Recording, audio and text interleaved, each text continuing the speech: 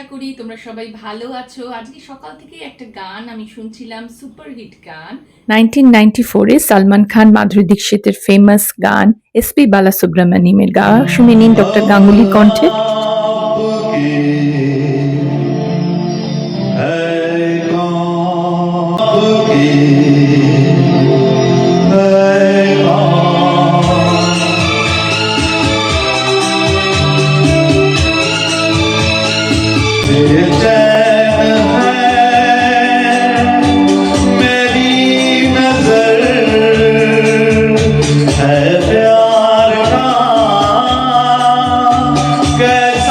रहो